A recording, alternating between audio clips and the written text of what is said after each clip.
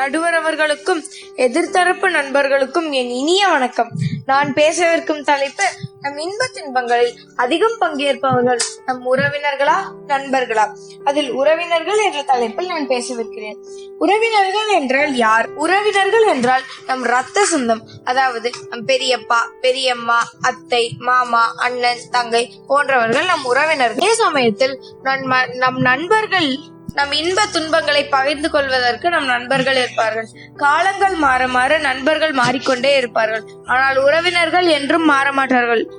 உடுக்கை இழந்தவன் கை போல ஆங்கே இடுக்கண் களைவதாம் நட்பு என்று திருவள்ளுவர் கூறியுள்ளார். அதன் பொருள் என்னவென்றால், உடை நெகிழ்ந்த உடனேயே கை உடனே சென்று உதவுகிறது போல, ஒருவனுக்கு துன்பம் என்று வந்துவிட்டால் நண்பர்கள் விரைந்து சென்று உதவுவார்கள். ஆனால் நடுவர் அவர்களே, அக்குறளின் பொருளை சிந்தித்து பார்த்தால் தற்போதைய காலகட்டத்தில் அப்படி எந்த நண்பர்களும் இருப்பதில்லை. எனவே உறவினர்கள் தான் அத்தகைய வேலைகளில் உதவுகின்றனர். ஆனால் நம் நண்பர்களுடன் மிகவும் மகிழ்ச்சியான தருணங்களை செலவழிக்கலாம். அவர்களுடன் மிகவும் கேலியாக நடந்து கொள்ளலாம். ஆனால் நம் உறவினர்களிடம் அப்படி நடந்து கொள்ள முடியாது. ஆனால் மிகவும் உரிமையுடன் நாம் கேட்பது நம் உறவினர்களிடமே. நண்பர்களிடம் அத்தகைய உரிமை வராது. உதாரணத்திற்கு, ஒரு பொருள் உதவி வேணும், இல்லை நிதி உதவி வேணும் என்றால் நம் உறவினர்களிடம் எந்த தயக்கமுமின்றி கேட்கலாம். ஆனால் நண்பர்களிடம் ஒரு சிறு தொகையை மட்டும்தான் கேட்க முடியும். அடுத்தது பார்த்தால், ஒரு இன்ப வீடு, அதாவது ஒரு திருமண வீட்டில் பல சீறு சம்பிரதாயங்கள் உள்ளன. அதை அனைத்தையும் உறவினர்களால் மட்டும்தான் செய்ய முடியும். பார்த்தால், ஒரு திருமண மண்டபம் இல்லை வீட்டில் அவர்கள் என்ன கேட்பார்கள்? பெரியம்மா வந்து விட்டாரா, அத்தை வந்து விட்டார்களா, மாமா வந்து விட்டாரா என்றுதான் கேட்பார்கள் ஒழிய, உன் தோழி வந்து விட்டாளா, தோழன் வந்து விட்டாரா என்று கேட்பது மிகவும் அரிது. துக்க வீடுகளிலும் உறவினர்களே மிகவும் முக்கியமான பாத்திரத்தை வகிக்கின்றனர். அவர்கள் பல சம்பிரதாயங்கள் உள்ளனர். அளவலா இல்லாதான் வாழ்க்கை, குளவலா கோடின்றி நிறைந்தற்று என்று ஒரு குறள் உள்ளது.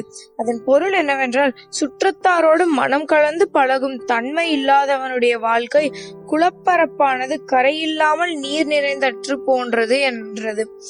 இதற்கு மற்றொரு உதாரணம் நம்ம எடுத்துக்கொண்டால், ஒரு குளத்தில் தண்ணீர் இருக்கும். அக்குளத்தில் மீன்கள் நம் உறவினர்களாக கருதி கொள்ளலாம். அக்குளத்தில் நீர் அருந்துவதற்காக வரும் பறவைகளை நம் நண்பர்களாக எடுத்துக்கொள்ளலாம்.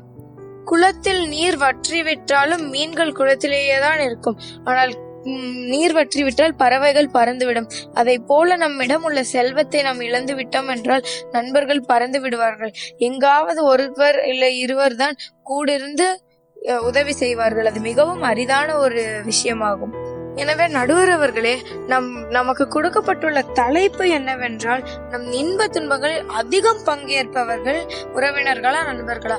நண்பர்களாகட்டும் சரி, உறவினர்களாகட்டும் சரி, இன்ப துன்பங்களில் அனைவரும் பங்கேற்பர். ஆனால் அதிகம் பங்கேற்பவர்கள், அதிகம் பங்கு வகிப்பவர்கள் என்று பார்த்தால் அது நம் உறவினர்களே என்று கூறி என் உரையை முடித்துக் கொள்கிறேன். இந்த வீடியோ பற்றிய கருத்துக்களை கமெண்ட் பண்ணுங்க. சேனலை மறக்காம சப்ஸ்கிரைப் பண்ணுங்க.